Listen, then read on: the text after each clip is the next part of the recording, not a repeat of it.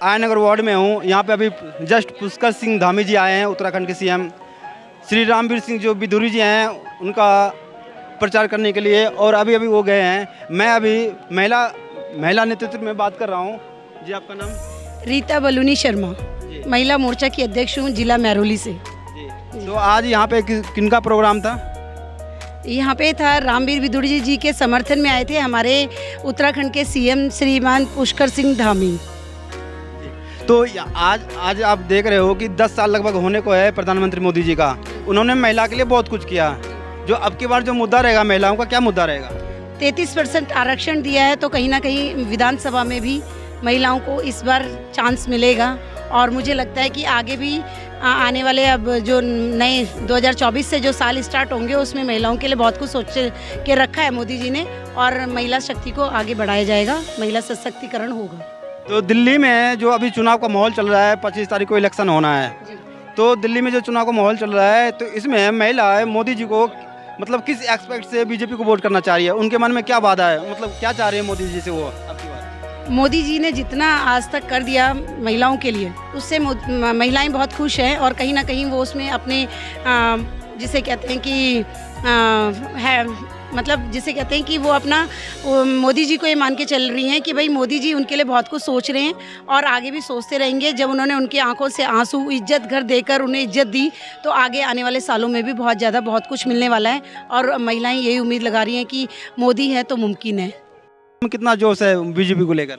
महिलाओं में पूरा जोश से मैं कहती हूँ 110% का जोश है। और इस बार महिलाओं ने ठाना है कि मोदी जी को फिर दोबारा से लाना है, और पूर्ण बहुमत के साथ लाना है, 400 पार। वैसे तो 270 में भी हम लोग अपनी सरकार बना रहे हैं, पर लेकिन इस बार महिलाओं ने ठाना है कि 400 पार करना है। और हमारे बहुत सारे जो बिल अभी रह गए हैं उनको भी पास करवाना है। इसलिए हमारा एक ही नारा है, इस बार 400 पार।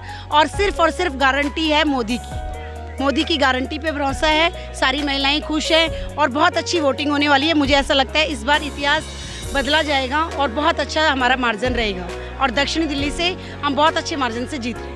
पूर्व विधायक ब्रह्म सिंह तंवर जी हैं। आज इनसे सवाल किया जा रहा है कि सर, जैसे कि केजरीवाल जेल से छूट कर आए हैं, ठीक है, तो केजरीवाल के जेल के आने के बाद दिल्ली की जनता पे कितना इम्पैक्ट पड़ेगा?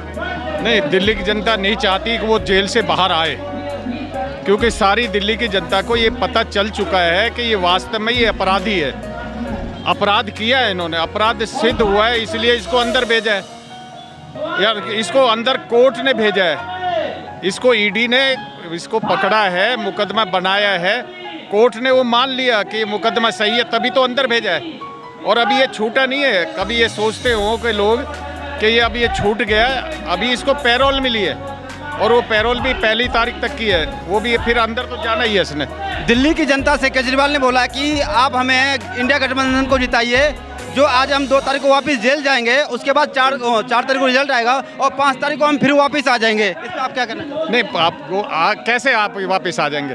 केजरीवाल कितनी सीटों पे लड़ रहा है, कांग्रेस कितनी सीटों पे लड़ रही है, और ये ऐसे ये थोड़ी सीटों पे लड़ने वाले ये कहाँ से सरकार बना लेंगे?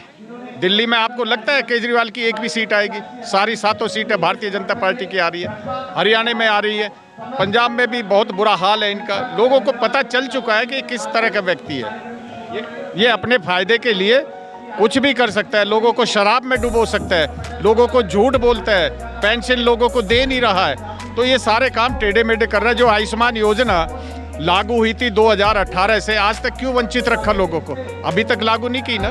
पैसा तो केंद्र से आना था, लोगों को फायदा मिलना था उसमें इलाज कराने में, इसने नहीं की। मैं ये पूछना चाहता हूँ कि जैसे कि केजरीवाल ने अभी ये बोला है कि जैसे ही 4 तारीख को रिजल्ट आएगा, और 5 तारीख को हम अगर जीत गए इंडिया गठबंधन, तो जो सीएम हमारे मुख्यमंत्री हैं यहाँ के यूपी के, उनको भी हम गद्दी से हटा देंगे, उनका भी निपटा देंगे। उनके बारे में वो कह रहा है अगर हम जीत गए, और भारतीय जनता पार्टी जीती पड़ी है, 400 पार है, तो वो जीत कहाँ से जाएगा? जब 400 सीट भारतीय जनता पार्टी ले रही है, तो वो कहाँ से ले आएगा सीटें? तो वो तो भूल जाए, अब ये अपराध करने भूल जाएगा। आज वो केजरीवाल माननीय नहीं रहा, अब अपराधी केजरीवाल है। अपराध किया है उसने, और उसको जेल में रहने का हक है। जिसकी सही जगह है वो उसको मिलनी चाहिए, वो मिल गई उसको। दिल्ली की जनता एक बार इंडिया गठबंधन से ये भी पूछ रही थी कि सर, आपका हर जितना भी आपका क्षेत्र है, आप हर क्षेत्र में अलग अलग पार्टी अलग अलग मैनिफेस्टो जारी कर रही है, कर रही है ना। अब पब्लिक के ऊपर जब इंडिया गठबंधन अगर जीत जाएगी तो कौन सा मैनिफेस्टो किनका माना जाएगा? आप इसी बात को मान लीजिए, इनका गठबंधन बना है। दिल्ली में ये अपने आप को मित्र कह रहे हैं, अभी उन्होंने भी कहा था, धामी जी ने भी, और पंजाब में एक दूसरे को गालियां दे रहे हैं। मतलब काहे का गठबंधन है? बिहार में एक दूसरे को गालियां दे रहे हैं, उत्तर प्रदेश में भी ये किसी एक के साथ नहीं है। तो ये किस तरह से गठबंधन इनका माना जाए, जब अभी आज ही गठबंधन बनाया है इन्होंने और आज ही एक दूसरे को कमी निकाल रहे हैं, तो ये आगे चल कर करेंगे क्या?